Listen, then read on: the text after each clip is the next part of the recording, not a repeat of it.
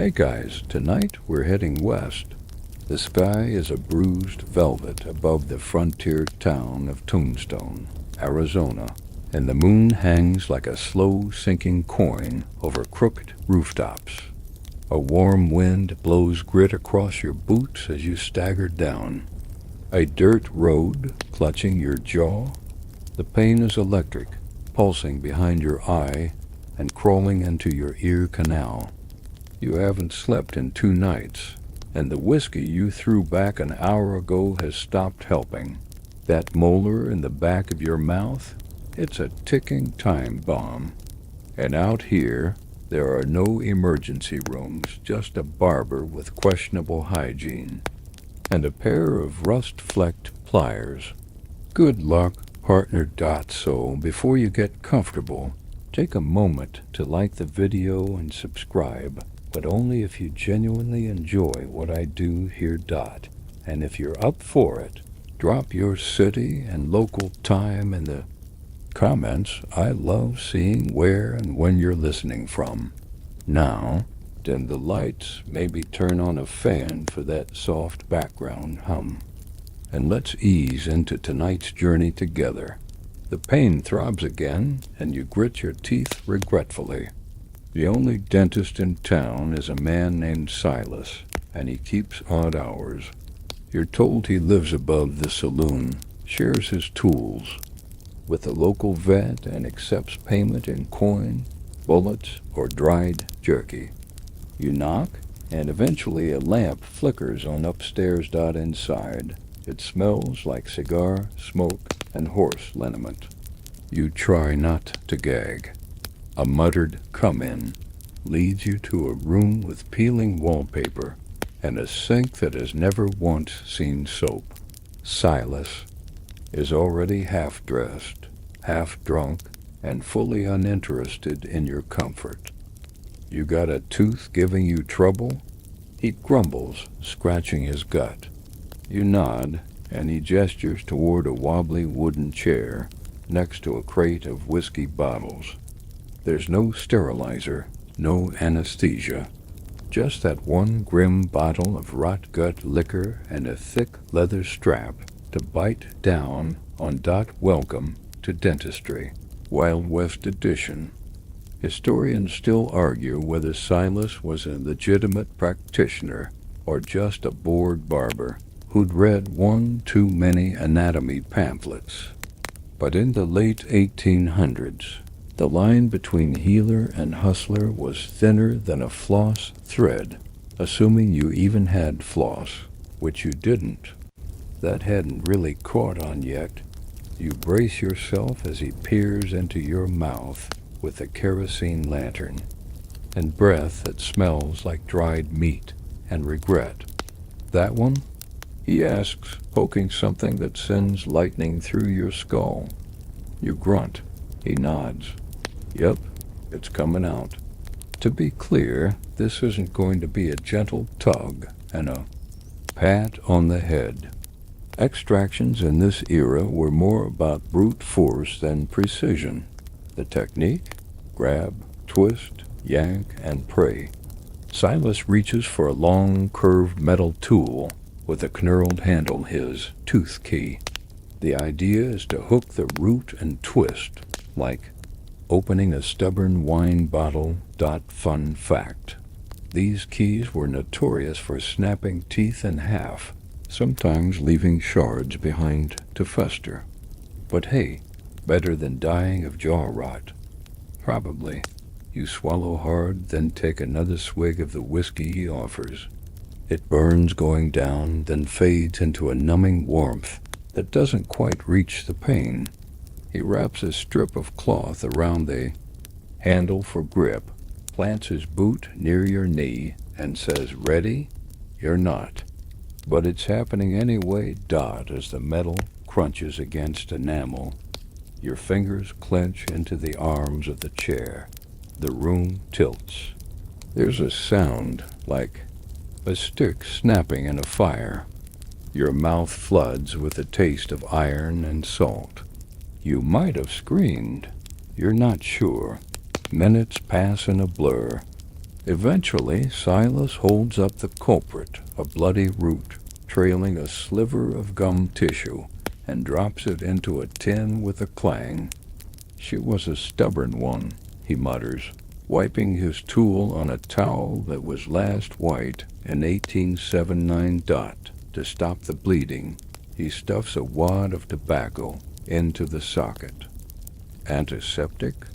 Not quite, but the nicotine stings so badly it distracts you from the rest. You slouch in the chair, dazed and sweating, while he pours himself another drink. It's not even to a.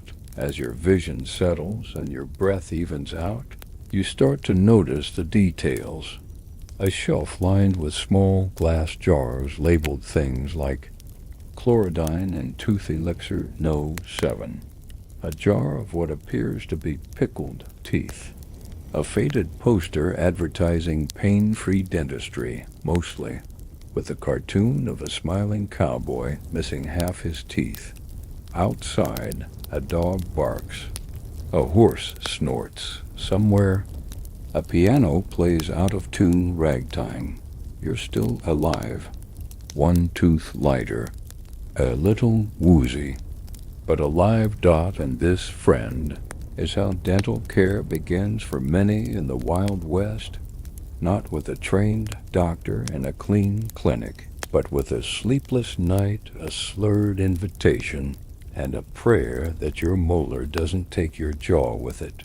Because in this world, infections fester fast, tools aren't cleaned, and the closest thing to antibiotics is a sip of river whiskey and the hope that your immune system is feeling lucky. And yet, despite the odds people endure, teeth fall out, gums, scar over. Stories are told. Tomorrow. If you're lucky, you'll still be able to chew jerky. If not, well, soup exists. You're still slumped in the chair when Silas wanders off, muttering something about needing more liniment. Your mouth tastes like blood, tobacco, and despair. But you're too dizzy to move, so you just sit there and stare at your surroundings. That's when you realize this isn't a dentist's office. Not really. It's more like a multi-purpose torture den that moonlights as a grooming parlor. The chair you're sitting in? It's definitely a repurposed saloon barber chair wooden frame. Cracked leather, and a headrest that's been nailed back on more than once.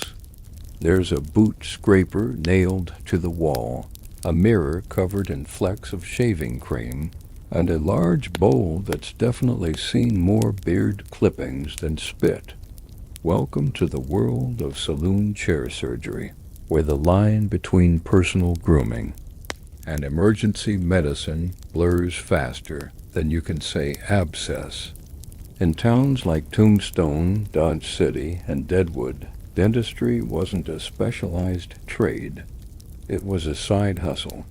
The same man who gave you a shave and a haircut in the morning might yank your tooth out by sunset. And if that same man also fixed saddles, sharpened knives, or castrated livestock on the weekends, even better. Multi-talented professionals were just good business. Historians still argue whether this jack-of-all-trades model was born from practicality or desperation. Probably a bit of both. When your town had more saloons than school teachers, nobody expected sterile instruments and diplomas on the wall. What you needed was a guy with a strong grip, decent aim, and enough liquor to make you forget what was coming. Silas returns, this time with a bottle of something stronger and a damp cloth that smells vaguely of vinegar. He wipes off the forceps. No. Soap, of course, and casually tosses the cloth onto a nearby shelf.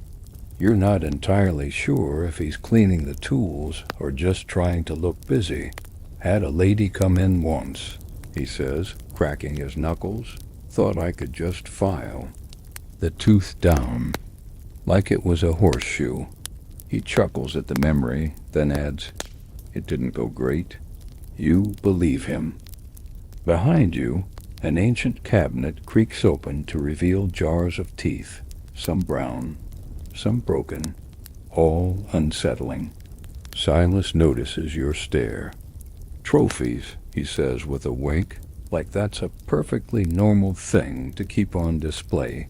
What's less visible is the pain endured in these chairs. Imagine sitting here in the middle of a hot afternoon, windows open to the dust and flies, watching someone else scream their way through a molar extraction. No music, no numbing, just gritted teeth, clenched fists, and a hope that you wouldn't pass out. In some towns, dentists and barbers advertised painless procedures using ether or chloroform, but access was spotty and side effects were dramatic. More often than not, the only anesthesia was distraction, like music from the saloon, piano, or a poker game happening just out of sight. One particularly strange but real account tells of a dentist in El Paso who swore by using harmonicas to distract his patients. As long as they kept playing, he'd keep pulling. When they stopped, well, that meant it was time to cauterize. And speaking of cauterizing, let's not forget about those moments when the bleeding wouldn't stop. Heated irons, fire pokers, knife blades warmed in candle flames. Sometimes the saloon chair turned into a surgical theater with all the finesse of a bullfight. Quirky tidbit. It wasn't unusual for cowboys to carve their initials into the armrests during extractions. Not for vanity, just something to do while screaming. Some chairs were so scarred with names, dates, and curses that they became town relics. As you lean back in your own chair, dazed and swollen, you feel the faint ridges of old carvings. Someone named E. Duke was here in 1881. There's also Sue 1879 carved in large block letters. You wonder if Sue made it out with all her teeth, or just one less, like you. You try to imagine the dentist's day. Wake up, feed the chickens, shave a prospector, yank a molar, patch a saddle, deliver twins, and pour drinks by dusk. And if you're lucky, someone tips you in gold dust or a slab of smoked venison. But don't let the rustic charm fool you. These procedures were dangerous. Infections ran rampant. Instruments weren't sterilized between patients. In fact, they often weren't cleaned between decades. The chairs absorbed blood, sweat, and other unmentionables, becoming living histories of agony. And when something went really wrong, like a broken root or an abscess that spread to the brain, well, there weren't many options. You either healed by sheer luck or you didn't. Still, people came because they had no choice. The pain of a rotten tooth isn't subtle. It's a drumbeat in your bones, a throb in your neck, a shadow in your dreams. When the pain gets bad enough, even a saloon chair next to a man shaving a goat starts to seem like a good idea. It's not just about vanity, either. A bad tooth could mean fever. Fever could mean delirium. Delirium could get you shot for acting strange in a bar. So yeah, better to see Silas and get the thing pulled before it leads to a bullet instead of a cure. Eventually, you find the strength to rise from the chair. Your legs are wobbly, your mouth is stuffed with linen, and your head is buzzing like a swarm of bees. Silas pats your shoulder. You did good, he says, like you just passed some ancient rite of passage. He offers you one more swig of whiskey before you leave. You take it, partly for the pain and partly to toast the chair itself, a relic of frontier medicine, forged in grit, sweat, and a complete disregard for dental hygiene. Outside, the stars are brighter than you remembered. The pain is dull now, replaced by a fog of exhaustion and the lingering taste of blood and cheap liquor. And yet, you survived. For now. The morning sun slants over the dusty rooftops, slicing through the cracks in your window and landing directly on your throbbing face. You groan. The extraction site feels like someone parked a mule in your mouth and let it kick repeatedly for several hours. You roll over slowly and reach for the bottle of whiskey Silas, let you keep your new best friend, numbing agent, and breakfast substitute, Dot. Ah, yes. The whiskey-cured Dot, it burns, as always, but it dulls the edges of the pain just enough to stop the twitching in your eyelid. You sit up slowly, gauging the damage with your tongue. There's a crater where your molar once lived, stuffed with what tastes like dried leaves and hopelessness. You spit into the chamber pot. It's not pretty. Out here on the frontier, whiskey isn't just a drink, it's medicine. It's your anesthetic, your antiseptic, and your therapist in a bottle. No one trusts water anyway. And there's no dentist prescribing Novocaine. What you get is a shot or six of strong, poorly distilled frontier whiskey. The kind that burns twice and leaves you questioning your life decisions. Historians still argue whether whiskey numbing was effective at dumbing actual nerve pain or if it simply made patients too drunk to care. Either way, it was the go-to option for dental procedures from Texas to Montana. No certifications required, just pour and pray. You wander downstairs to the saloon for some breakfast, maybe biscuits, maybe poker chips left over from last night's game. The barkeep eyes your swollen face and half smiles. "Tooth?" he asks. You nod and he slides over a chipped glass with a wink. On the house. There's a certain camaraderie among the half-chewed. Everyone here has had their turn. In the chair, the stories come out slowly over drinks. Hank, who lost 2 teeth and gained a gold one from a dead outlaw. Clara, who refused whiskey and passed out cold from the pain. Jedediah, who tried to do it himself with a bowie knife. That did not go well. By midday, you're feeling brave enough to step outside. The dry air stings your gums. You pass the general store where there's an old sign tacked to the wall. Teeth pulled -25 with bottle per 50 without. That bottle isn't optional, it's essential. The whiskey softens the fear, relaxes the muscles, and ideally makes you pliable enough to sit still while someone yanks part of your skeleton out through your mouth. And afterward, it becomes your antibiotic, your nightcap, your poor man's. Morphine, quirky tidbit? Some frontier dentists believe that different kinds of alcohol worked better for different teeth. Bourbon for molars, rye for incisors, brandy for stubborn canines. Was this science? Absolutely not.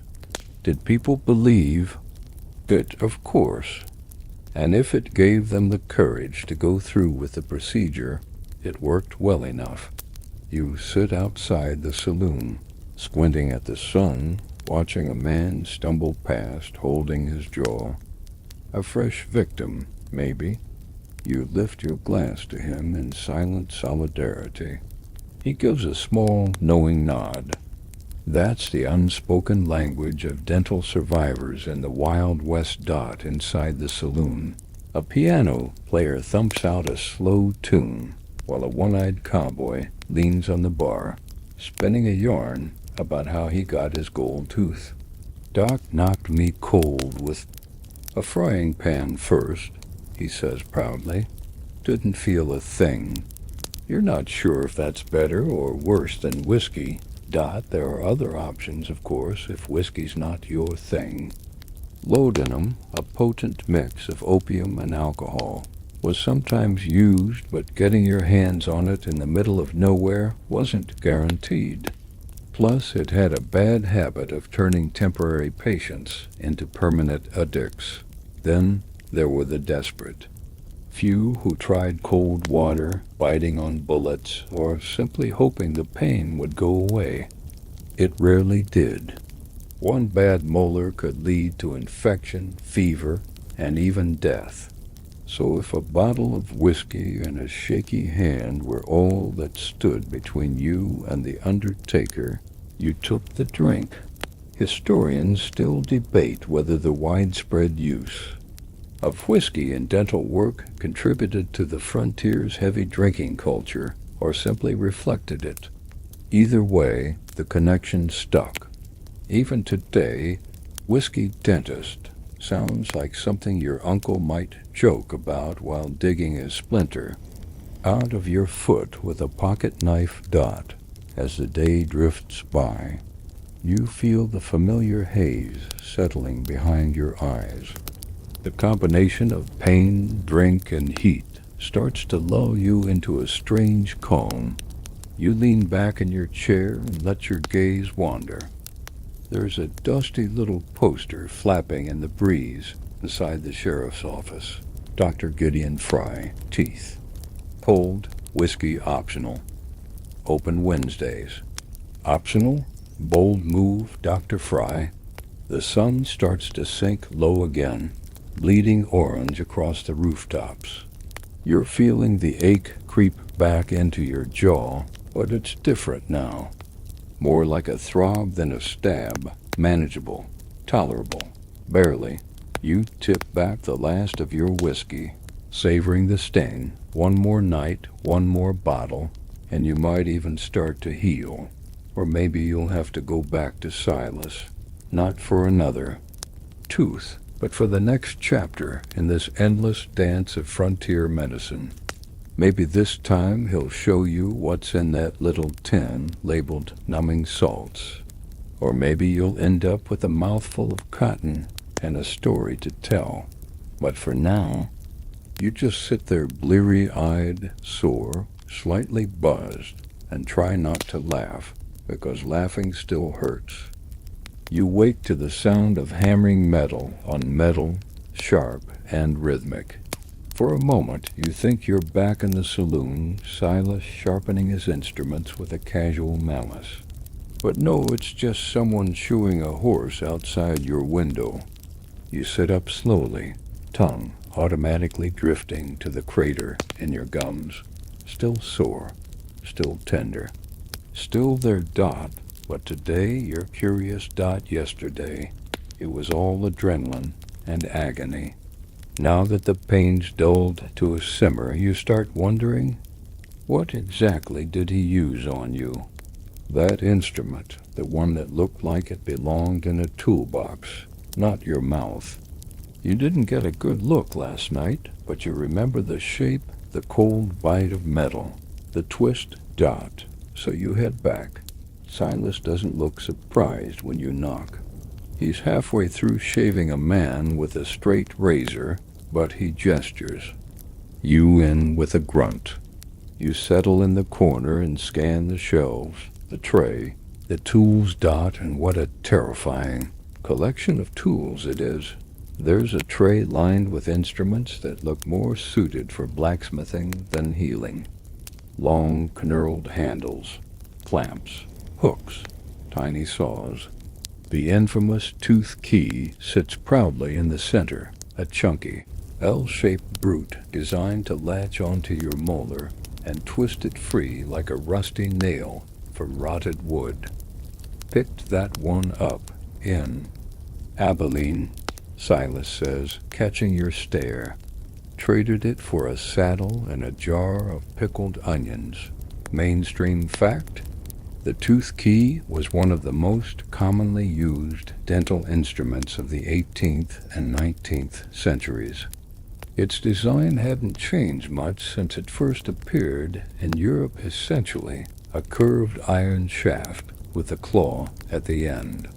The claw was rotated around the tooth and pulled upward with a twist, much like a bottle opener. It worked, sort of. The problem was, it often shattered the tooth before removing it. Roots would break off inside the gum. Infections followed. Sometimes it dislocated jaws. Yet it was used again and again, because what else was there? On the shelf above, you spot a pair of forceps early models, thick and brutish. They're stained, possibly with rust, possibly with history. You can't tell which is worse. You pick. One up, it's heavy. Not what you'd expect for something designed to go inside a person's mouth. There's also a little bone file used for smoothing down jagged bits after a break or bad pull. And next to that, a mouth gag, used to force the jaws open, especially in seizures or when patients weren't cooperating. Quirky tidbit. Some frontier dentists swore by homemade tools.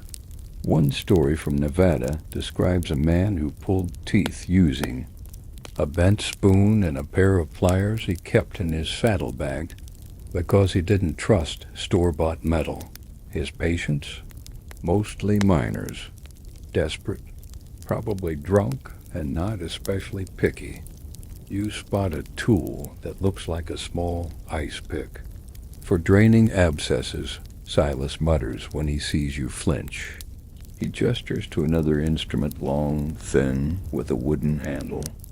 And that's for scraping tartar, or sometimes removing bullet fragments. Same motion. Historians still argue whether these tools were genuinely effective or simply gave the illusion of professionalism. A well-stocked tray didn't always mean better outcomes, just more confidence from the guy holding the pliers. Silas finally finishes his shave, wipes the blade, and turns to you. Want the full tour? He asks, like he's offering to show off a prized horse. You nod, half in dread, half in fascination. He walks you through his equipment, most of it either homemade, bartered, or inherited. One set of forceps, he says, came from a civil war battlefield. Found them in a surgeon's bag, still bloody. He's proud of that dot. Then there's the burner. A little iron plate set over a kerosene lamp, used to sterilize tools between patients. You watch as he holds a file over the flame for a few seconds. That's it. Sterile. Kind of clean enough, he says. Better than nothing. You resist the urge to wipe your hands on your shirt. There's also a drawer full of spare parts. Bits of ivory, shell fragments, human teeth, animal teeth. You'd be surprised what people are willing to wear, he chuckles, sorting through them. Long as it's white and fits the hole. He shows you a wooden dowel carved into the shape of a canine tooth. Made that one for a preacher. Said he needed to look respectable on Sundays. You want to laugh, but your face still aches. You ask him if he ever trained anywhere. Trained? He repeats, scratching his beard. Nah, watched my uncle yank a few. Practiced on pigs. Pulled my own once right here. He opened his mouth to show a wide gap in his bottom row. Used a door hinge. Worked like a charm. You shudder, but this is how it was. Out here, training was informal. Apprenticeship was optional. Tools were whatever you could afford, find, or steal. And patients? Well, they were too busy surviving to demand credentials. The scariest part? Some of these tools are still around. Museums in the Midwest proudly display 19th century dental kits complete with keys, bone scrapers, and wooden-handled forceps. They look medieval, but they were state-of-the-art once you thank Silas and step out into the sunlight, still chewing gently, still tasting metal. Behind you, the door creaks closed, and the sound of filing metal resumes. It's hard to believe you survived that. Harder to believe how many others didn't. And yet there's something almost noble about those tools. Brutal, yes. Crude, definitely. But they were honest. They didn't pretend to be painless. They got the job done. And for people living hard, fast lives on the edge of civilization, that was enough. You walk away still hurting, but just a little wiser, and much, much more afraid.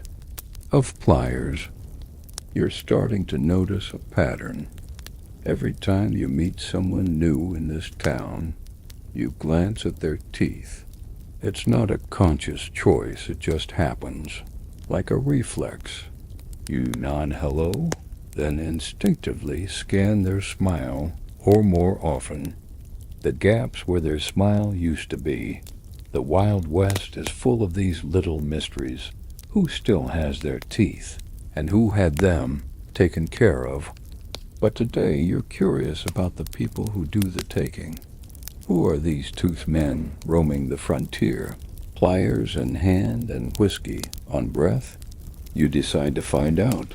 Silas isn't the only one practicing his own brand of dental mayhem. All across the West, people like him filled the role of makeshift dentists. They were blacksmiths, barbers, butchers, bartenders, and sometimes preachers, anyone handy with tools and unafraid of blood. You pass a sign tacked to a stable door. Joe Butters, blacksmith and toothman. Extractions 50 will travel. Yep, that tracks. Mainstream fact. In many frontier towns, dentistry wasn't a licensed profession. It wasn't even a real profession in the modern sense. There were no governing bodies, no certificates, no standards.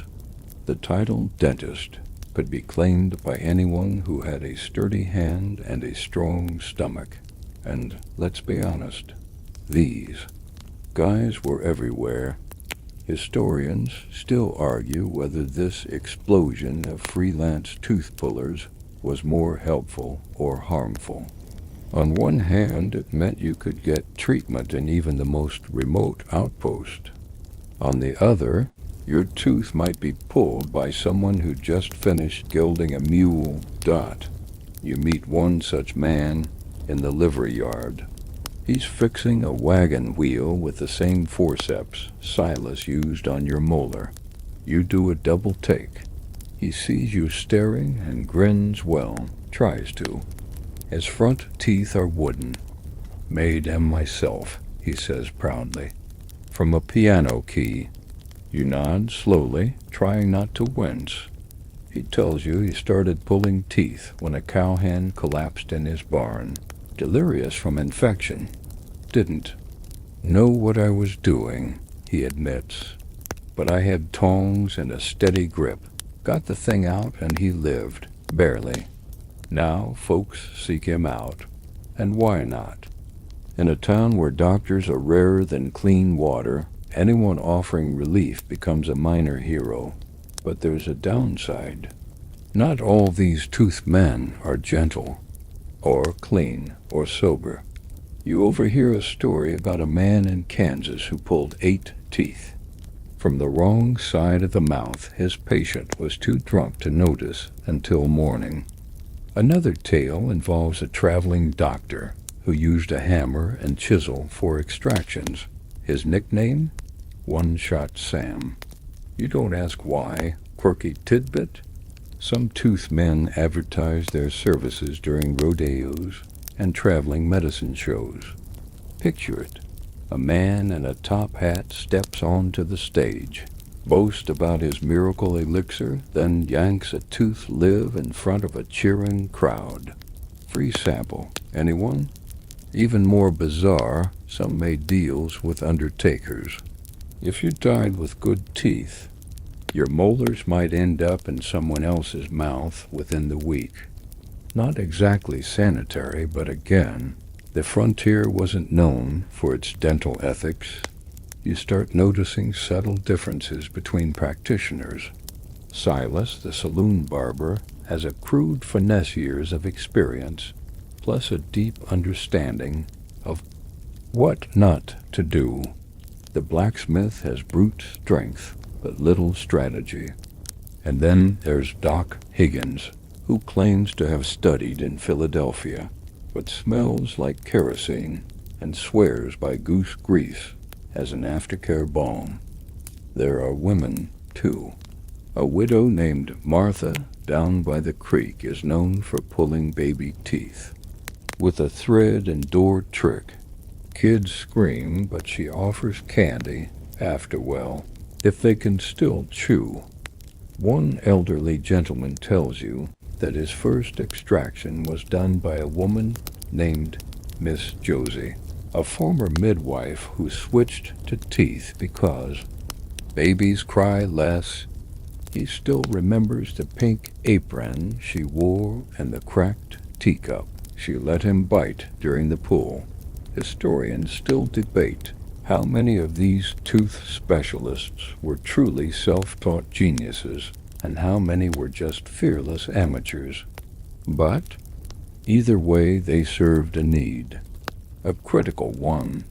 The westward expansion wasn't just about guns and gold. It was about survival. And survival meant keeping infections at bay, even if it meant trusting your mouth to the same man who sharpened your axe. You find yourself grateful, strangely, quietly grateful for Silas.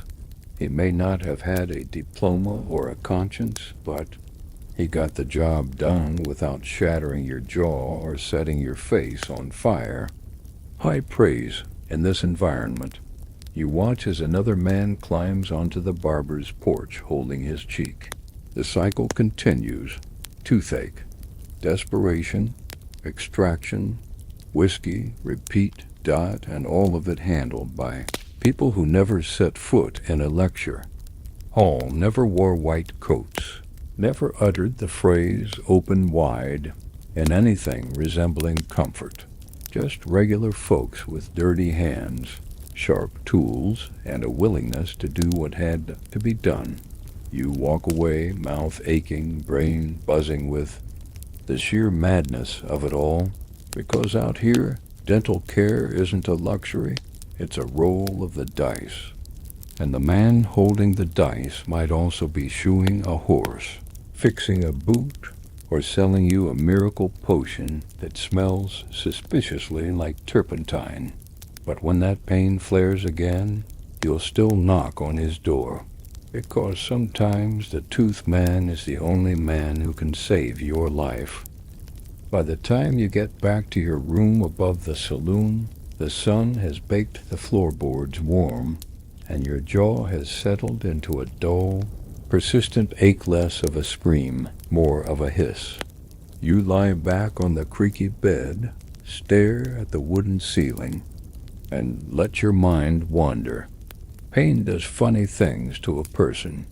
You start remembering old stories, things you heard around the campfire, like the one about toothworms. Yes, worms. Tiny creatures believed to live inside your teeth and cause decay by chewing from within. Before modern science came knocking, this was a common belief in both Europe and America.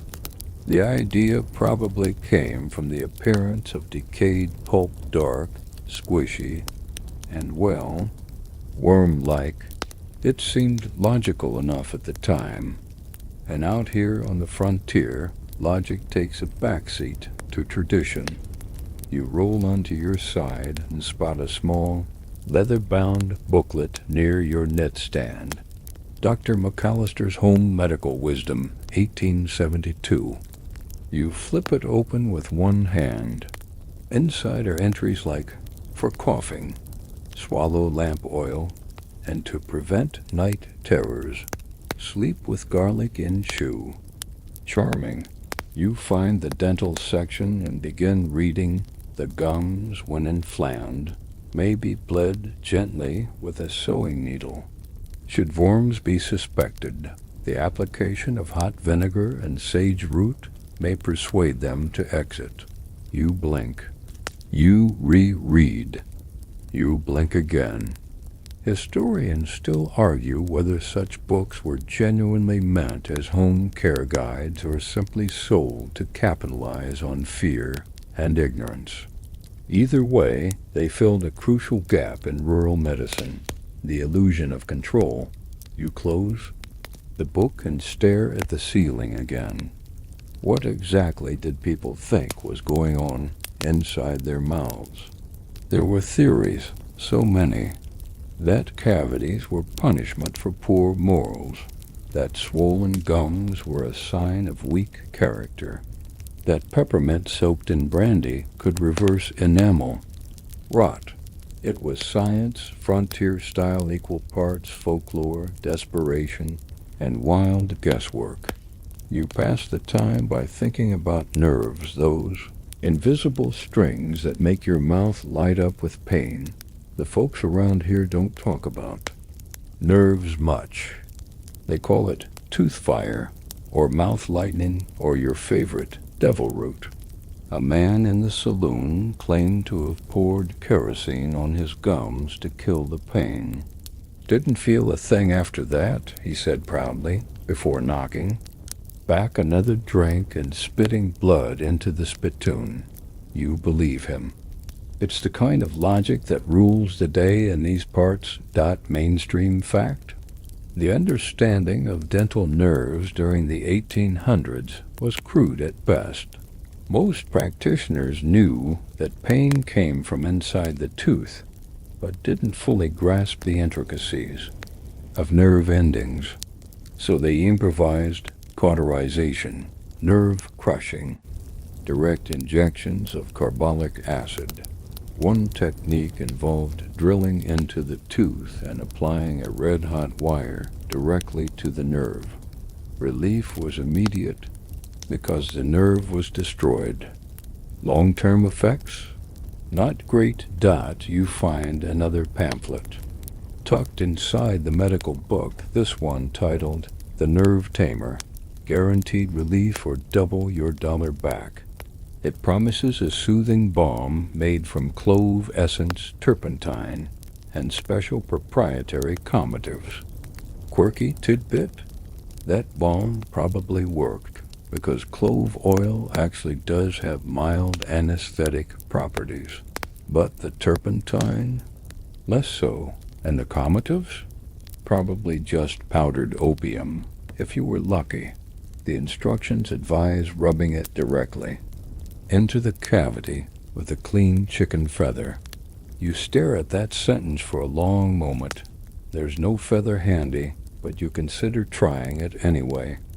Anything to quiet the phantom throbbing inside your skull.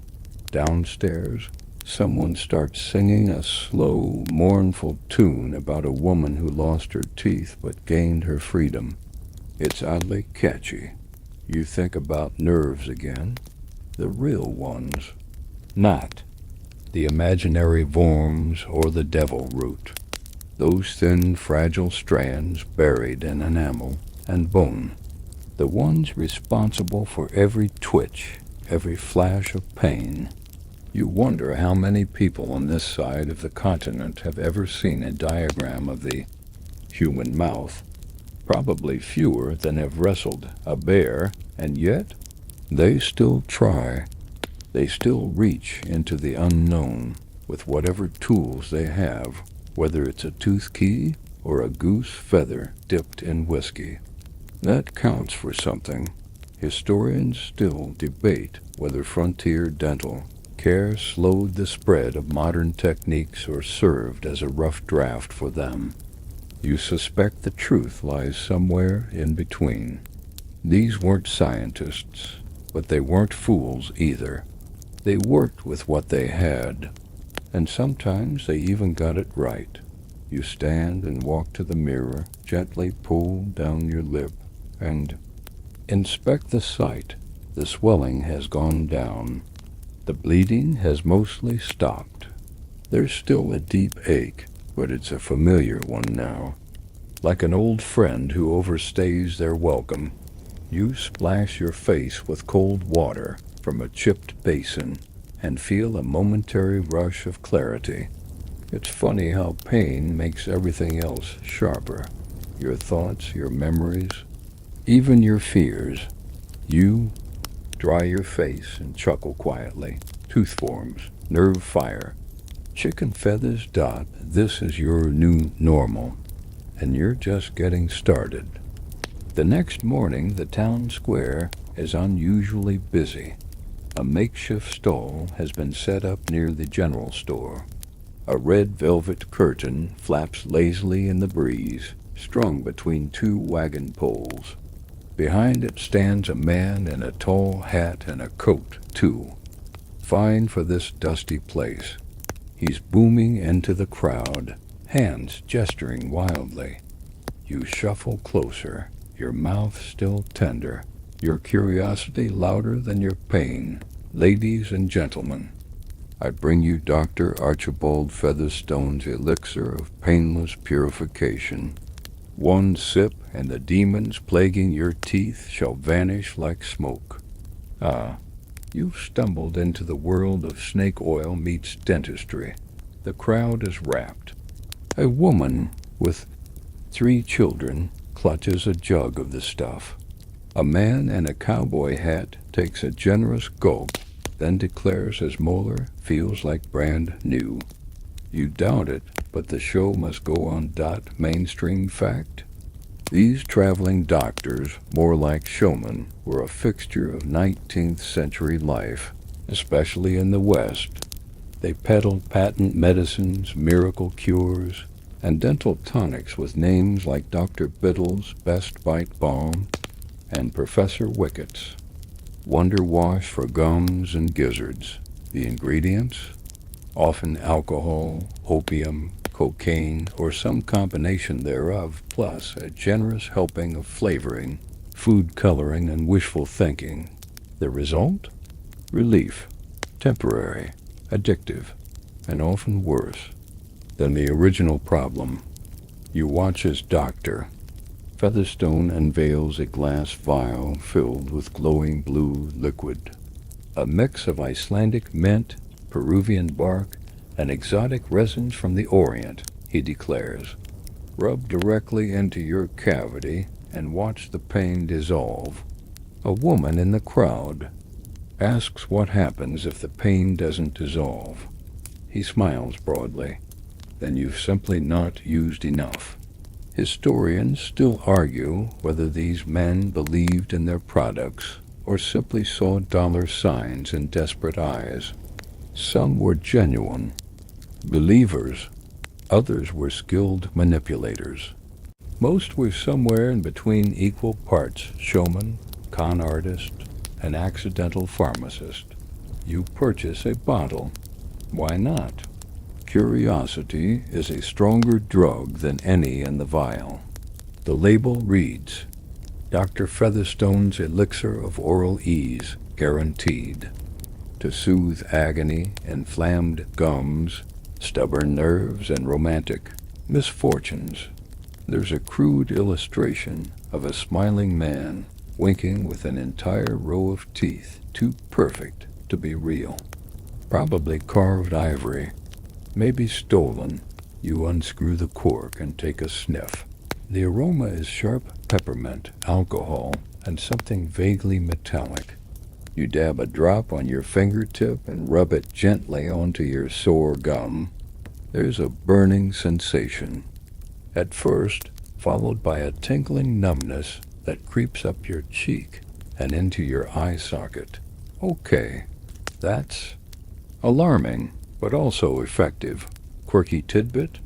Many of these patent medicines became household staples. People used them not just for toothaches, but for earaches, stomach cramps, melancholia, and even rowdy children. a teaspoon of opium infused. Syrup could quiet nerves in adults and toddlers alike. Comforting or terrifying. Depends on your perspective. You sit on a bench and observe as more townsfolk line up. One man brings his dog. Another offers 2 eggs in exchange for a bottle. Barter was common in towns like this. Money was scarce, but pain was plentiful. You spot a familiar face. Silas. He watches the scene from across the road, arms folded, unimpressed. He spits into the dirt and mutters, "Charmer's just sellin'." Colored booze. He's probably right, but there's a reason people flock to these miracle men. They offer hope, a gentler solution, a bottle of dreams that promises a better tomorrow or at least a less painful today. And sometimes dreams are easier to swallow than truth. You chat with one of the buyers, a young man missing 2 front teeth. Had a real bad infection last year, he says. Doc Featherstone was passing through and gave me this stuff. Didn't fix the tooth, but it helped me sleep for a week. He grins lopsided but proud. Sometimes sleep is all you need. You nod slowly, feeling the numbness spreading down your neck. There were even tooth powders in these days, gritty pastes made from chalk, crushed oyster shells, burnt bread, and whatever herbs were lying around.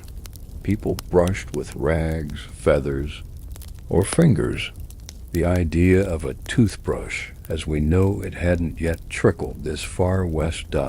One traveling salesman offered powdered Egyptian charcoal, guaranteed to whiten even the darkest molars.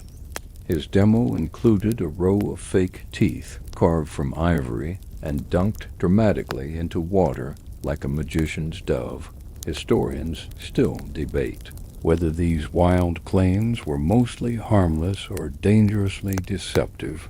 For some, they offered peace of mind. For others, they masked serious infections that only got worse. You read the fine print on your new elixir bottle. Not recommended for prolonged use, infants, horses, or the recently bereaved. You raise an eyebrow.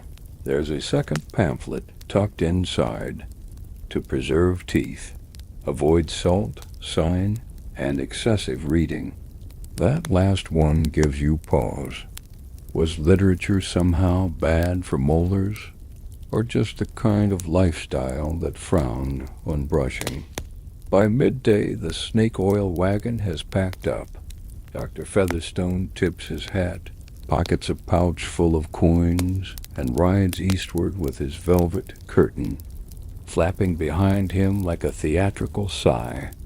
The crowd disperses, murmuring, some hopeful, some skeptical, all just a little poorer. You tuck your elixir into your coat pocket and head home, the ache in your jaw now wrapped in a fuzzy blur of herbs, alcohol, and very light euphoria. You're no fool. You know this bottle didn't fix anything, but it gave you something else: control, however fleeting, a decision made, a small rebellion against the slow gnawing of time and infection. And on the frontier, sometimes that's enough. Later that evening, you find yourself sitting at the edge of the boarding house porch, absently rocking in a creaky chair, staring out at the dusty trail that winds its way beyond town. Your jaw still throbs, but less than before. Or maybe you've just adjusted to it. Maybe you've joined the strange club of the half-healed, where pain is constant, but manageable. You reach into your pocket and pull out the small glass bottle of elixir of oral ease. You roll it between your fingers. It's only half full now. Part of you wonders what happens when it runs out. That's when an older gentleman settles beside you on the porch. His hat is battered, and his shirt is patched in more places than not. But when he smiles, well, that catches your eye. His teeth gleam, not just clean shiny. Gold, you squint. Are those real? He chuckles. Real enough to chew with. Better than what I had before. Ah, yes. You've officially reached the gold teeth and ivory lies portion of the dental experience. Mainstream fact: by the late 1800s, gold dental work was becoming more common, especially for those who could afford to flaunt it. Caps, bridges, and even full gold teeth weren't just about function. They were a status symbol, a flash of wealth inside your mouth. Had a blacksmith do it, the man says, tilting his head so you can see better. Melted down a wedding ring and half a pocket watch. Took him 3 tries, but she's been holding ever since. You lean in. The craftsmanship is crude but solid, thick, lumpy, shiny in a way that doesn't seem entirely dental. But, hey, if it works, it works. He tells you the tooth underneath was split from a bad extraction. The blacksmith cleaned it out, hammered in the gold, and smoothed it with a file meant for horseshoes. Hurt like blazes, he says, but I got a free bottle of moonshine after, so I figured we were square. Quirky tidbit.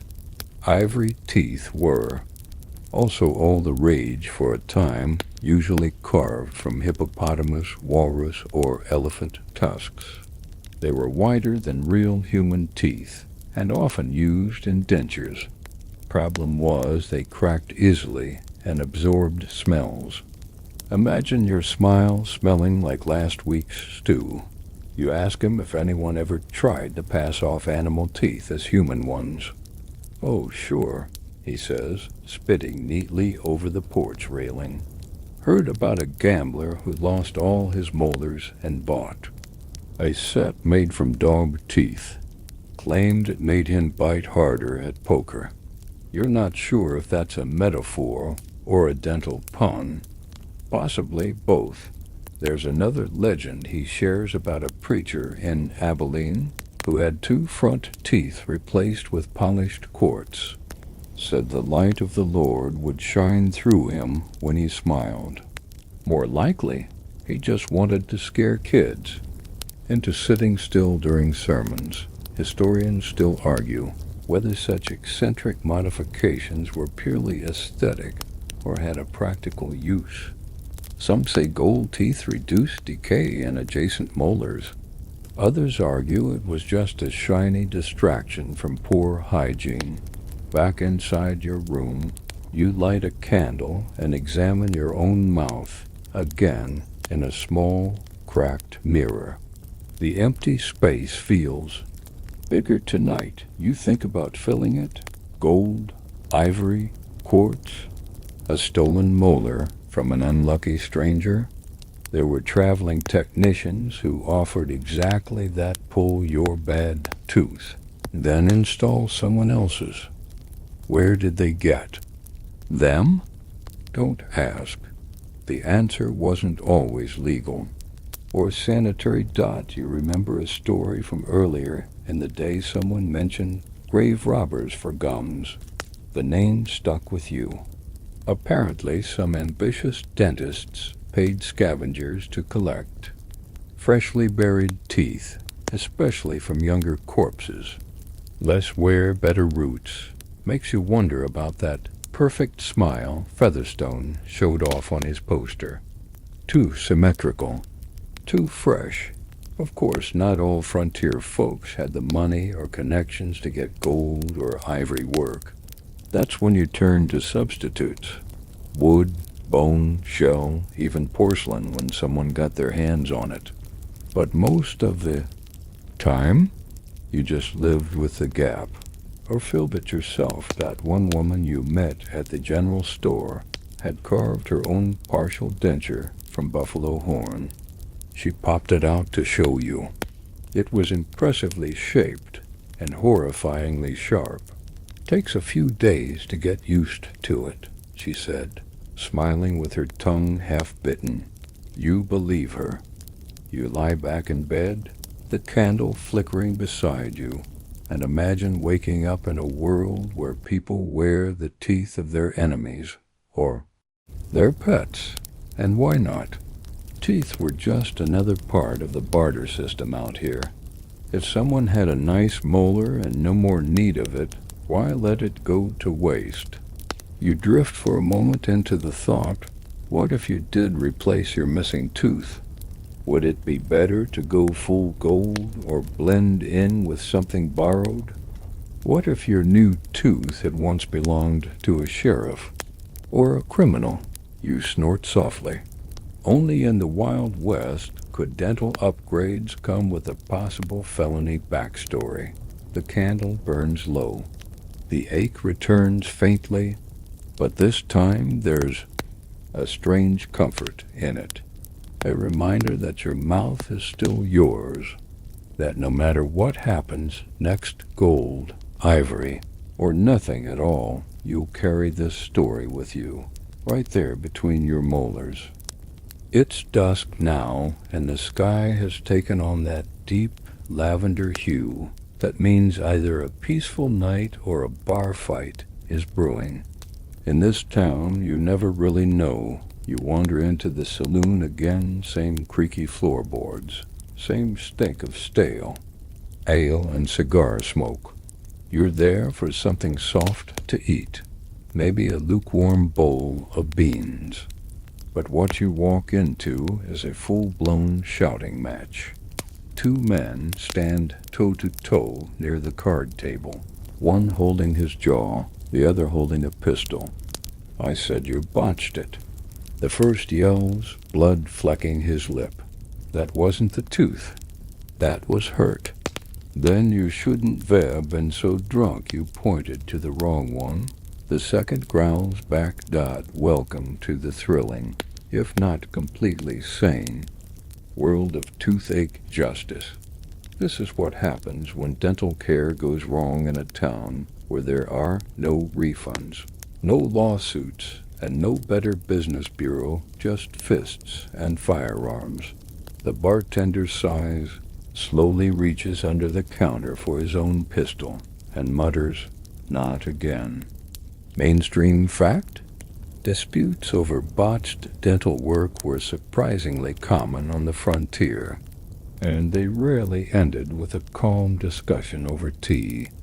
A man in Oregon reportedly shot a blacksmith who pulled two healthy teeth by mistake. In Missouri, a barber was tarred and feathered after cracking a man's molar during a shave. Out here, your word was your reputation, and if you ruined someone's mouth, it could ruin your life, or end it. The two men near the table keep arguing. One yells about a cracked root, the other swears he followed instructions. Cards scatter, a chair tips. Someone orders a round for whoever still has teeth to drink with. You quietly sit down at the far end of the bar and stir your beans. Quirky. Tidbit. At least one town rumored to be somewhere near Santa Fe actually had an unofficial tooth judge, a retired cavalryman who ruled on dental disputes with a coin flip and a bottle of rye. If you lost the flip, you apologized. If you won, you got a free extraction. If you complained, well, let's just say folks didn't complain twice. Historians still debate how much of this oral Wild West justice was myth, exaggeration, or sadly accurate. But the records, scattered as they are, include enough dual-related dental disasters to raise eyebrows. One gunslinger reportedly bit down on a piece of lead shot during a dispute and declared, "If I'm bleeding, someone's getting shot." It was often hard to draw a line between dental work and violence. One wrong poke of a rusty instrument could be seen as an insult or sabotage or vengeance, especially if it involved someone's wife, horse, or whiskey, the three great frontiers of conflict. You sip your drink, watching the tension settle. The man with the aching mouth finally storms out, clutching his jaw and mumbling about finding a proper dentist in El Paso. The other man sits down and orders a steak rare. Bold choice. A woman next to you leans over and says, "That's the third fight this week over teeth. Last one ended with a molar in a whiskey glass." You blink. Whose molar? She shrugs. Hard to say it was still warm. You suddenly don't feel like finishing your beans. There were, of course, people who tried to solve these disputes peacefully. Some towns had informal codes of ethics. If you draw blood, you pour the next round. Others had traveling dentists who acted as mediators, offering second opinions in exchange for a place to sleep and a hot meal.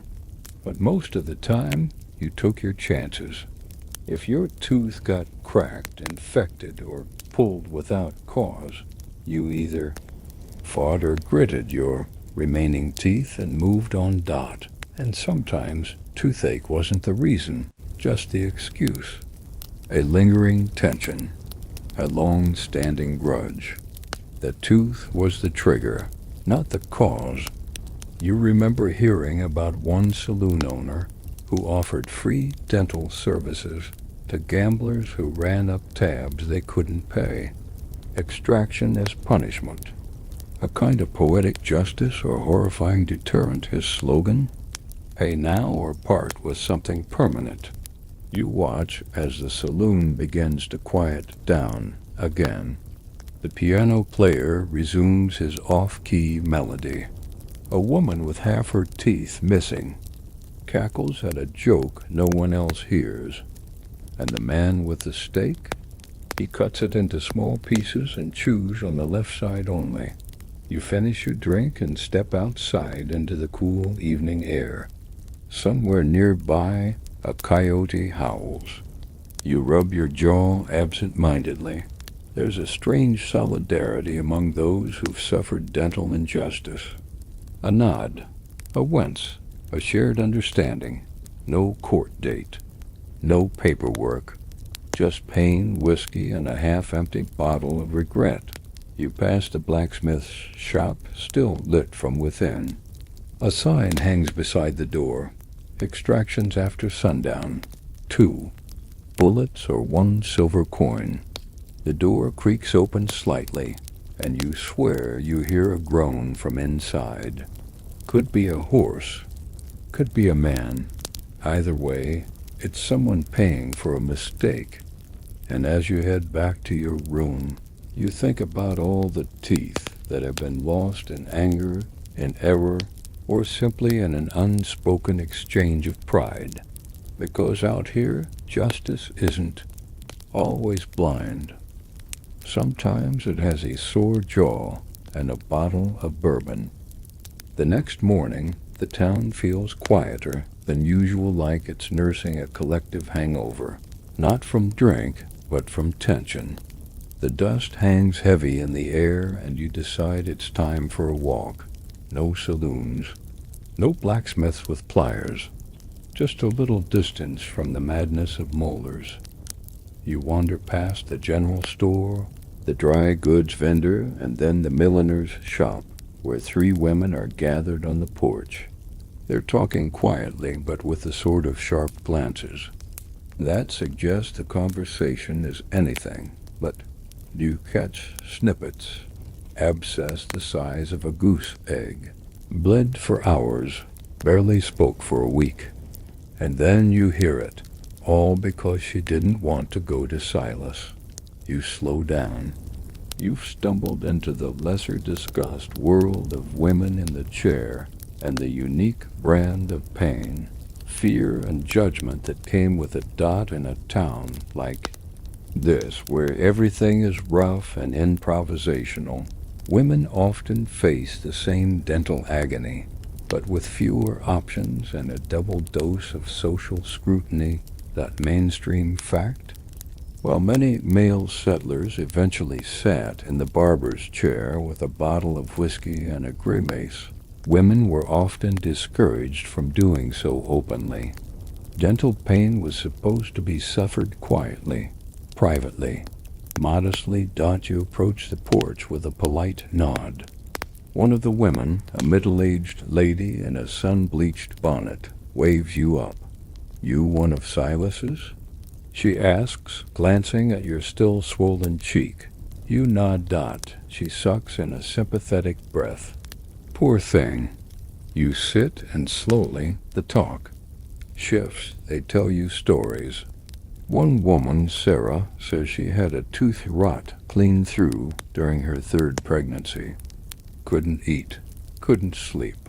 Her husband didn't want her parading into a saloon full of drunks to get it pulled. So she suffered in silence. Eventually, she bit down on a twig and let a neighbor pull it with sewing pliers. "I still get phantom pain," she says. "Sometimes I feel the tooth like it's still there." The others nod. You hear about a school teacher who lost 3 teeth after slipping on a patch of ice. She wrapped her face in a scarf for a month to avoid scandal because a missing front tooth was enough to ruin a reputation. One too many gaps, and people whispered that a woman had let herself go.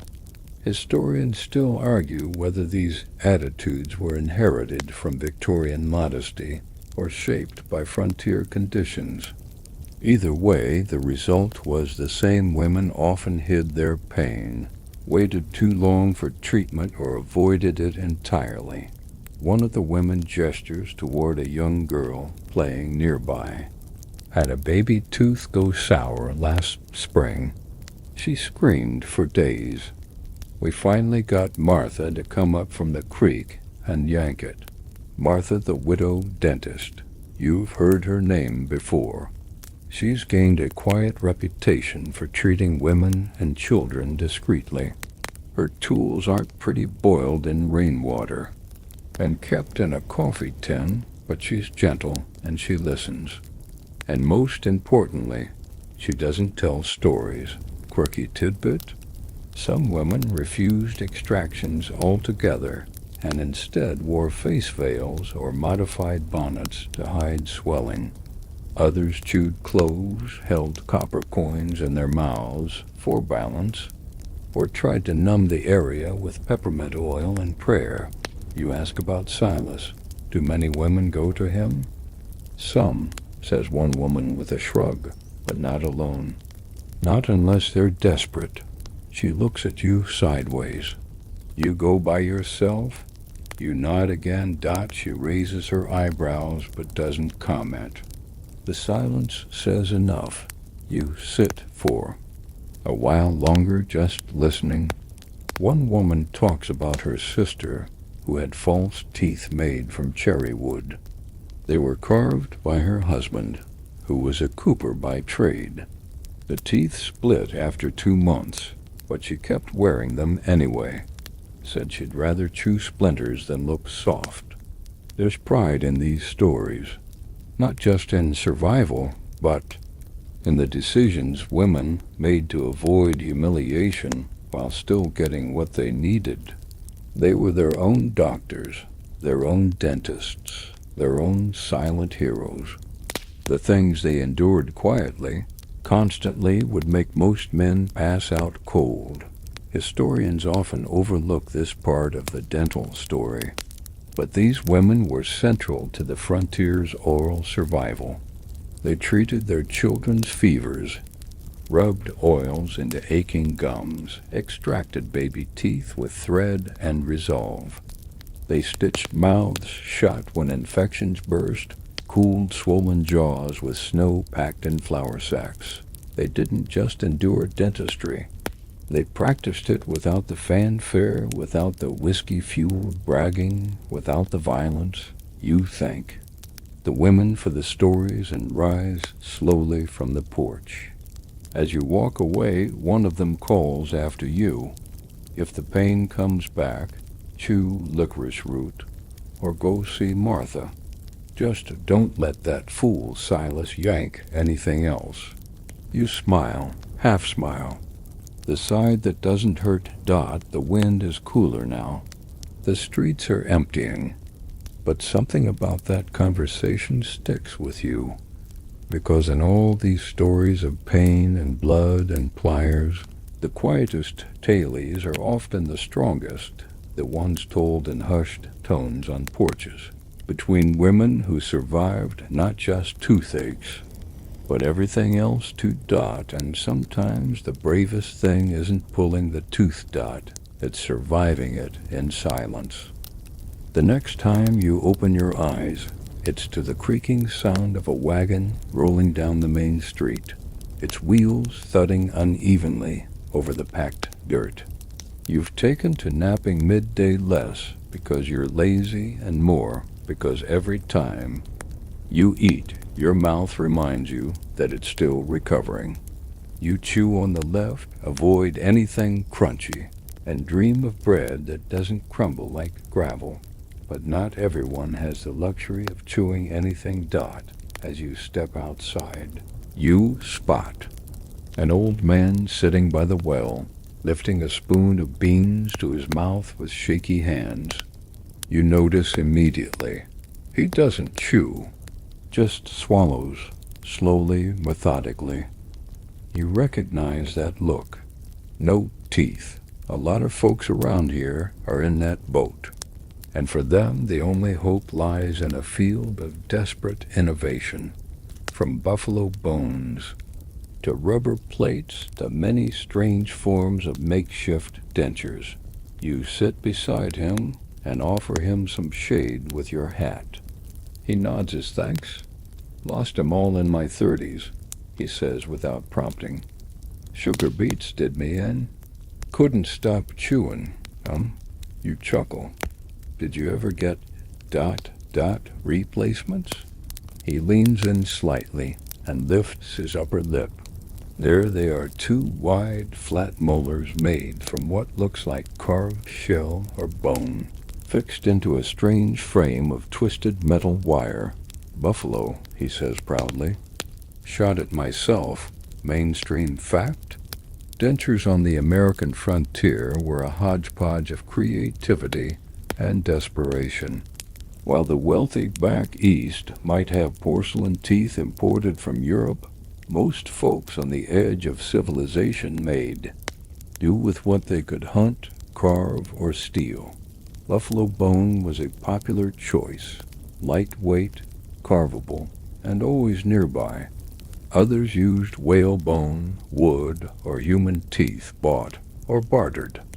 Occasionally, someone managed to get their hands on animal ivory, but by the mid-1800s, a revolution arrived in the form of vulcanized rubber, a hard, moldable material discovered by Charles Goodyear. Once it made its way west, it transformed the denture game. Suddenly, you didn't have to whittle your own jawbone substitute. You could buy a set made in a mold and filed to fit. Quirky tidbit? Many early rubber dentures were dyed pink using mercury-based pigments to look more like real gums. Harmless in theory, but after prolonged exposure, not so much. Mercury poisoning symptoms included trembling, memory loss, and madness, what folks back then just called getting peculiar. You ask the old man if he ever tried those rubber plates. He snorts. Too fancy. Couldn't afford 'em. Martha.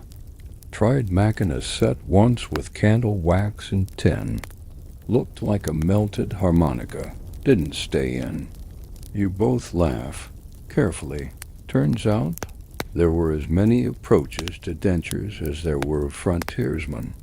Some tied false teeth to their remaining ones with bits of twine. Others used wires that wrapped around the back of the head. One man in Colorado supposedly used dried cactus spine for natural grip. You hope that one isn't true. Historians still debate whether the arrival of manufactured dentures improved general health or just made bad diets easier to hide. People could chew again, yes, but now they were chewing tobacco and jerky with renewed enthusiasm. Broken dentures were common. So were infections from bad fittings. You remember seeing a box in Silas's back room, a wooden tray full of old dental molds. Some were clearly snapped in half, others just worn smooth. One even had what looked like tiny initials etched into the plate like a signature. People get attached to M, the old man says, as if reading your thoughts. They become part of you, like boots or a good saddle. He reaches into his shirt pocket and pulls out a tiny folded cloth. Inside is a spare molar, carved, filed, maybe from antler or tooth. It glints in the sunlight. In case I lose one, he says. Never know when you'll need a spare. You walk with him a bit, talking about molars, about gums that never stopped bleeding, about how hard it is to kiss someone when your teeth rattle. He says it's a kind of honesty. Can't pretend to be young when your teeth fall out mid-sentence.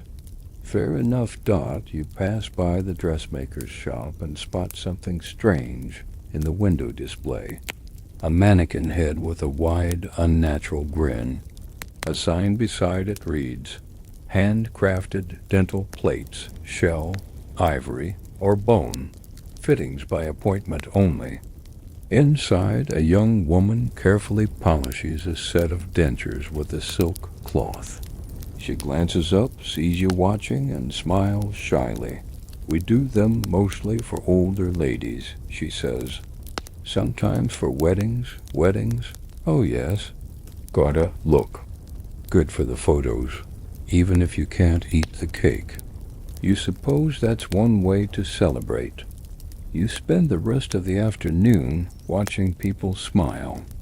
It's subtle who has full sets, who hides their mouth with a hand, who laughs with lips sealed. It's not vanity, not really. Just dignity, a sense of wholeness. You start thinking maybe when your mouth heals, you'll get something to fill the gap. Not a buffalo tooth or cactus spine.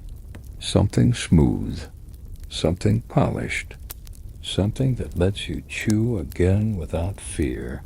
Or maybe you'll leave it empty. Let the gap tell its own story. A quiet reminder of what you survived. For now, you just keep chewing on the soft side. And you keep listening.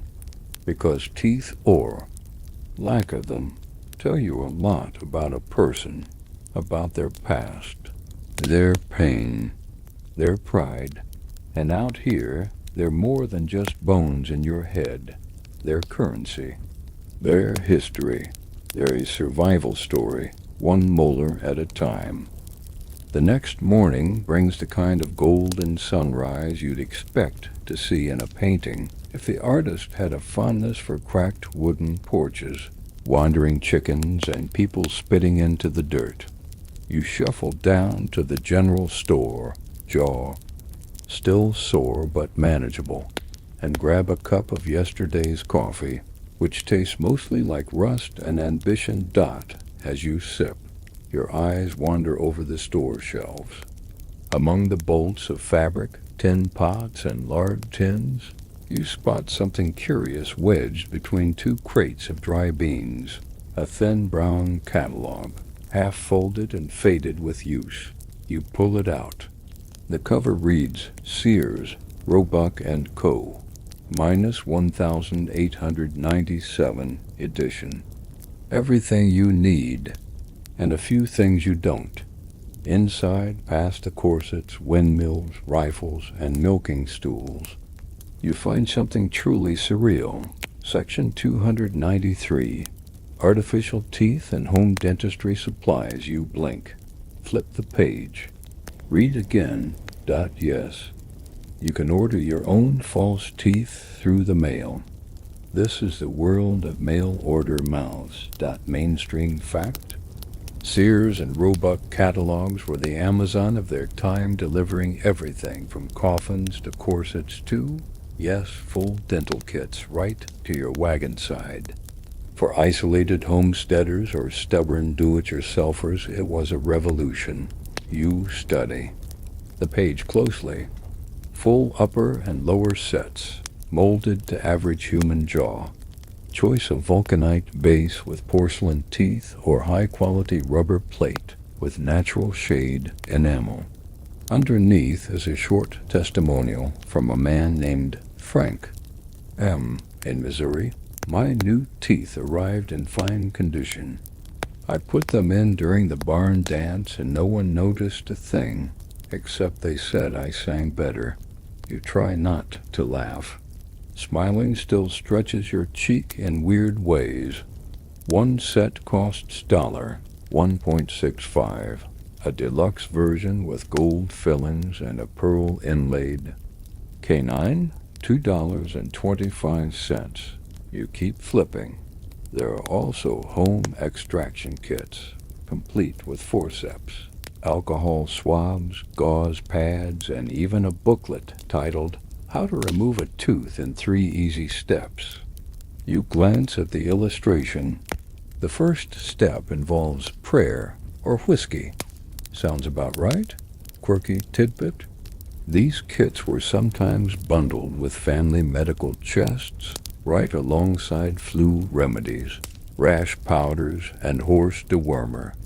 Because nothing says household essentials like a steel instrument to rip your own molars out, historians still argue whether these kits empowered rural families or encouraged dangerous amateur procedures. Some claim they saved lives. Others believe they caused far more trauma than they prevented. One recorded case involved a woman in Nebraska who broke 3 teeth using the forceps backward dot as you wander the store. Catalog in hand, you start to picture the process. You order a full set. 6 weeks later, a dusty parcel arrives by mail coach. Inside, a pair of teeth with no instructions, no dentist, no fitting. You try to wear them. They click, they clatter, they fall out mid-sentence, and land in your soup. You adjust. You file, maybe even whittle them with a knife. Eventually, they settle into something close to workable. Or you give up and keep them in a tin on the windowsill, just in case company comes by. You strike up a conversation with the shopkeeper, a man in his 50s with more mustache than expression. When you mention the dental kits, he grins, revealing 1 gold tooth and a row of irregular survivors. Sold 3 of those last week, he says. 1 to a school teacher, 1 to the undertaker, and 1 to a man who said he was building a museum. A museum? He nods. Said he wanted to collect all the ways people try to fix themselves before they break entirely. You like that idea. Fixing before breaking. There were even traveling catalog reps. You learned salesmen who went town to town with sampled teeth and bite molds. They'd press a wax tray into your mouth, wrap it in oilcloth, and mail it to Chicago. 6 weeks. Later, you got your custom fit. If it fit, if not, tough luck. You glance again at the catalog. There's a side note. Due to high demand, shipments may be delayed. Please avoid eating hardtack or salted meats until your order arrives. Good advice. Shame no one follows it. You leave the store with the catalog tucked under your arm, mind buzzing with possibilities. The idea of mail-ordered teeth is bizarre, but also kind of wonderful. It represents a rare flicker of autonomy in a world where most health decisions are made with whiskey and rust. You pass a woman hanging, laundry on a line strung between 2 cacti. She's humming, and when she smiles at you, you notice a pristine row of white, uniform teeth. From the catalog, she says, catching your stare. Had to sell my sewing machine to afford them. You nod? Worth it? She shrugs. Well, I can eat corn again. So that's something. You keep walking. Out here, teeth aren't just a medical issue. They're tied to pride, confidence, being taken seriously in a conversation or in court. No one listens to a man whose teeth rattle when he speaks. No one trusts a woman whose molars are black and broken dot, and if a mail-order set of teeth can restore that can give someone back. Their voice, their laugh, their soup-slurping ability, then maybe it's worth every cent, even if they don't quite fit. You're lying in bed when the sound of hammering wakes you again, not the usual blacksmith rhythm this time, but a sharp, quick clatter that sounds like someone's pounding out the alphabet with a hammer and a horseshoe. You throw on your boots and follow the noise, curiosity dragging you down the street like a dog on a scent. It leads you past a church, past a tailor, and straight to an empty storefront with a fresh sign over the door. Western Dental College now enrolling. No experience necessary. You blink. The door is open, and inside 3 men are gathered around a rickety table stacked high with pamphlets and ... teeth molds. One of them is holding a spoonful of plaster, and the other is furiously sketching something on a chalkboard labeled Nerve Theory. You've stumbled into the bizarre world of boomtown dentistry schools, pop-up colleges that promised fast-track education, big profits, and a fresh start pulling molars instead of mining gold. Mainstream fact. As the American frontier expanded, so did the appetite for opportunity, and while some pursued cattle or railroads, others realized there was good money to be made in people's mouths, especially when those mouths were screaming in pain. These weren't the Ivy Leagues of oral medicine. Most of these schools were short-lived, underfunded, and advertised through flyers nailed to fence posts. Their pitch? Become a dentist in 7 days, or graduate with honors, no reading required. You pick up one of the brochures. It reads, Western School of Practical Dental Science. Get certified fast. Learn from the best or close enough. Tools provided. Whiskey extra. Another poster shows a smiling man holding a pair of bloody pliers and the slogan, A better life begins with your hands in someone else's mouth. One of the instructors notices you. He's maybe 25, wearing a cravat that hasn't been fashionable in at least a decade. His smile is too full. Probably fake. Interested in the program, he asks. We're running a discount if you enroll by Friday. You glance around. There's a crude dental chair, a jar of extracted teeth, and what looks like a chalk diagram of a molar with arrows pointing in all directions. It reads, Pain likely. Proceed anyway. Quirky tidbit.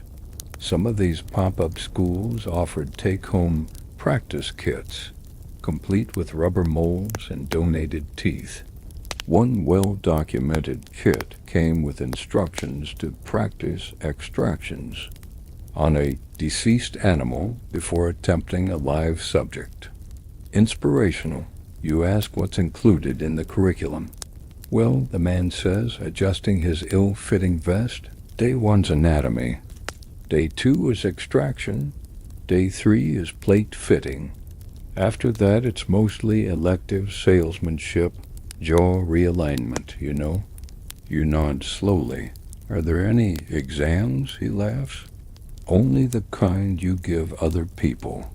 Historians still argue whether these schools were earnest attempts to meet demand or simply glorified con jobs. A few actually did produce competent practitioners, mostly by accident.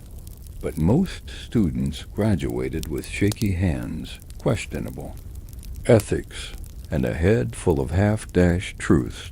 One such graduate, Doc Willoughby, set up a practice in Nevada City and famously extracted 41 teeth in one day. The town celebrated. The next week, half the patients came back with infections. Willoughby disappeared overnight. You walk through the college, such as it is, and find a stack of reading materials in the back. Titles include How to Pull, Teeth Without Apologies, Nerves, Where Are They, and Why Do They Scream? False Teeth, True Confidence. You flip through one. Most of it is guesswork. There's a diagram of the jawbone that looks more like a topographical map. One chapter suggests that gum disease can be cured by vigorous shouting. A student nearby is practicing on a wooden dummy head, jamming a bent tool into its plywood. Jaw. The dummy's teeth are bottle caps nailed in place. Still, the student looks proud. Going to open a clinic in Bisbee, he says to no one in particular. Ain't no dentists down there. Not even a barber. You watch for a while.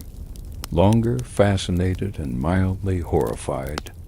The professor is demonstrating how to fit a rubber plate with sealing wax and a belt buckle. No one questions him. One woman, clearly skeptical, raises her hand. What happens if the plate doesn't fit right? He shrugs, laying the chart, patient's mouth. It's an answer that somehow makes sense out here. You leave the school and wander past the feed store. A sign in the window reads, Teeth pulled by recent graduate. First extraction free, second extraction optional. People are already lining up. There's something both comical and tragic about it. These schools feed on desperation, on pain and hope in equal measure. The people who enroll aren't trying to trick anyone. They just want a trade, a path, a profession that keeps them fed and maybe, just maybe, helps someone else along the way. And the people who line up, they know the risks, but they're out of options.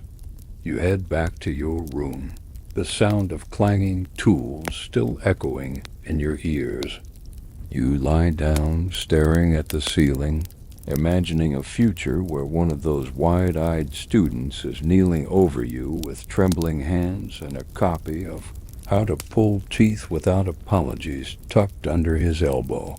And somehow, you know it'll happen. Eventually. Because this is how the frontier builds professionals. Fast, cheap, and just educated enough to be dangerous. Nightfall. Again, it's one of those dark, whispery nights where the wind tickles the shutters and every loose board groans like it's remembering something. You lie still on your straw mattress, hand tucked under your aching jaw, not pain. Any more, not exactly, more like a dull hum. A reminder, then you hear it. A gasp, a giggle, then laughter. You sit up and peek through the window. Across the street, someone set up a small tent, lit from inside with the flicker of lantern. Light. There's a wooden sign out front, Dr. Elgin T. Voss, Painless Dentistry with Laughing Gas. You squint. Could it be? The fabled laughing gas revolution has reached your dusty little town? You pull on your boots and cross the street, curiosity. Buzzing louder than the ache in your jaw. Inside, it smells like oilcloth and peppermint. A long hose snakes from a strange metal canister to a padded chair.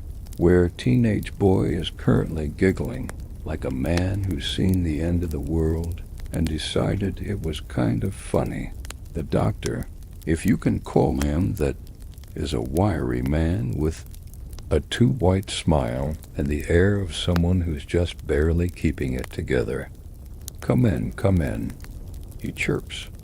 You caught us during a moment of levity. Always good to see dental enthusiasm.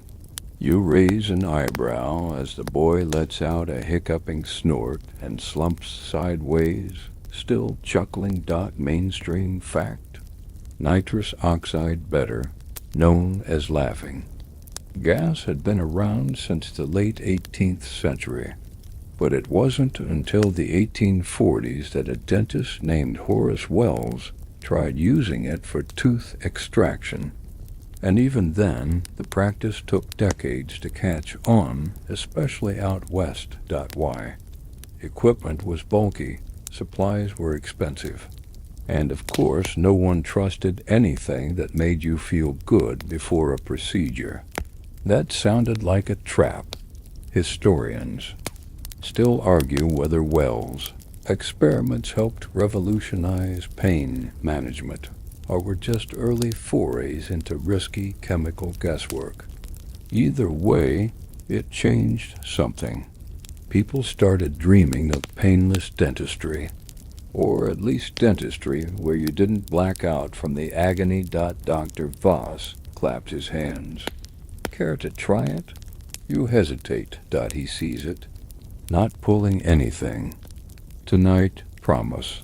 Just a demonstration. Little breath, little giggle, little perspective. He gestures to the boy, who's now humming to himself and attempting to name clouds inside the tent. You agree. Why not? You take a seat. The chair is soft, probably stuffed with old socks or horsehair. The gas mask is leather and brass, a little frayed at the edges. He adjusts the hose, checks a pressure gauge that may or may not be decorative, and places the mask gently over your nose. Breathe slow. Don't think too hard. You do dot at first. It's nothing. Then tingles. Gentle fizzing like soda pop. Inside your brain, the aches fade, your thoughts loosen. You feel warm, heavy, and oddly content. And then you start to giggle. Not because anything's funny, but because you've forgotten how not to dot. It's strange. Disarming. You look at the doctor, and for a brief second he seems like the most brilliant man alive. Then you exhale. The fog lifts. Your vision clears. The ache tiptoes back and Dr. Voss removes the mask with a flourish. There we go. Now tell me that wasn't better than a shot of whiskey and a boot to the face. You nod, dazed. It was quirky tidbit. Some early frontier dentists got creative with their gas sources. One man in Utah rigged a nitrous oxide setup using bellows and sheep intestines. Another preferred ether but often passed out himself mid-procedure. Patients were advised to bring a friend to finish the job if necessary. You sip water and listen. As another patient enters, a woman in her 30s, jaw clenched tight. Bottom left molar, she mutters. Been weeks. Voss nods solemnly. Laugh it out, then yank it out. She barely reacts, but he prepares the gas anyway.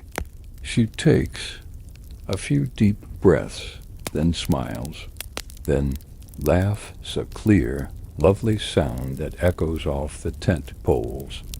And just like that, the tooth is gone. You clap, even though your hands feel like mittens. There's a warmth to this place, not just from the gas, but from the idea of it. A practice built not on brute force, but relief. Yes, it's experimental, risky, unregulated, but so is everything out here. And at least this feels like progress. You stay a while, watching more patients come and go. A man who swears he's immune to pain leaves crying softly, but says it was the best dental visit of his life. A teenage girl sings as her wisdom tooth hits the basin with a soft clink. Voss works with precision, if not elegance. His fingers shake slightly, but his grip is sure. You notice he always says something kind before each extraction. A small thing, but rare. Historians still debate how much laughing gas truly helped dentistry versus simply making people too high to notice bad technique. But in these moments, it's clear it made something terrifying feel possible. You leave the tent with a new appreciation, not just for nitrous oxide, but for the people who tried, who lugged metal tanks across the prairie and promised a better way to survive the chair. Outside, the stars have come out. The wind is soft. Your mind is still a little fuzzy, like your memories are wrapped in wool, but you're smiling, not from pain, not from whiskey, from possibility, because tonight someone in this town got their tooth pulled and laughed while it happened, and that's something worth remembering. You wake the next morning with a peculiar feeling, not just the absence of pain, though that's certainly part of it, but the slow dawning realization that you finally reach the end of something. The journey through the wild, weird, occasionally wonderful world of frontier dentistry is almost over. You roll out of bed, stretch your shoulders, and notice a dull throb not in your mouth, but in your knees. Another reminder that living out here is full-body survival. As you make your way down to the main street, the town is yawning awake. A boy chases a dog past the livery stable. Two men argue gently over whose turn it is to carry the water barrel. A woman sweeps the saloon steps, humming. You stop just short of the barber's shop, the infamous spot where it all began. The scene of the crime. Silas is already inside, sharpening his tools. You see the glint of steel through the dusty window. You think about going in just to say thanks, or maybe to ask about that other tooth that's been feeling loose lately, but you don't. Instead, you keep walking, down past the creek, past the dusty trail out of town, past the place where you saw the laughing gas tent disappear into the night like some foggy dream. You sit beneath a tree, one of the few with leaves that aren't coated in dust, and let your mind drift back over everything you've learned. Dentistry out here was never just about teeth. It was about pain and pride, about grit and whiskey, about strange tools and stranger people. It was about surviving one more day with one less molar, and telling a story about it. After you think about the ghost of toothaches past, the echoes of jaw-clenching agony that still live in the walls of every saloon, the groans that still haunt old barber chairs, the bite marks etched into wooden armrests from decades ago. Mainstream fact: dental infections were one of the leading causes of non-violent death on the frontier. A single abscess could poison the blood, swell the brain, or suffocate the throat. It wasn't just a toothache. It was a ticking clock, and still people risked it. They delayed. They endured. Sometimes because they were afraid. Sometimes because there was no one to help. And sometimes because they simply didn't have two coins to rub together. Quirky tidbit? Some frontier cemeteries buried people with their teeth removed not out of respect, but because those teeth were worth money. Dentists and scavengers alike would dig up graves to reclaim molars and dentures for reuse.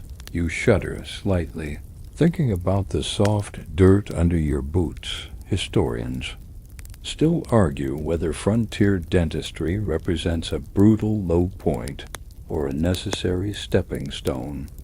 But sitting here, breathing in the dust and wild sage, you understand it more clearly than ever. It wasn't elegant, it wasn't clean, but it was medicine of the most human kind. Born from desperation, improved by accident, powered by whiskey, trial, and very questionable error.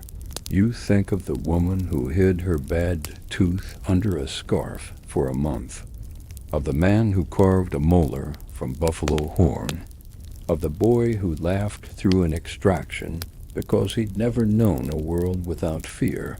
You think of yourself limping into Silas's parlor, clutching your face and biting your tongue, and wondering if you'd make it through the night. And now here you are, a little lighter, a little wiser. One tooth less, but still standing. You walk slowly back to town, past the stalls, past the dust, past the places you now know too well.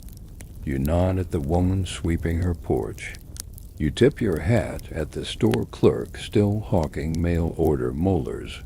You smile carefully at the world that tried to chew you up and spit you out, and you smile with your own teeth. Well, most of them. The sun has dipped behind the hills now, painting the town in soft amber light. Everything moves slower in the twilight. The breeze, the boots on the boardwalk, the turning of porch chairs as people settle in for the evening. You, too, begin to ease back. No more talk of pliers or powder. No more forceps. No more gas. Just the hush of crickets starting up their nightly rhythm. The occasional clink of a lantern hook swaying gently in the wind, and the quiet thud of your heartbeat returning to normal. You take one last breath of warm, dust-scented air and let your shoulders drop, your thoughts drift. All the strange faces, the barber, the blacksmith dentist, the woman with the cherrywood smile, they all blur into the edges of memory, soft and harmless now. The pain is gone, or at least far enough behind you that it no longer leads the way. And here, in the quiet of a once dangerous town, beneath a sky stitched with stars, you finally allow yourself to rest. The ground feels steadier. The air tastes sweeter. Even your jaw, though hollowed, feels whole. You made it. You outlasted the ache, the fear, the wild guessing of strangers with sharp instruments and good intentions. Sleep now.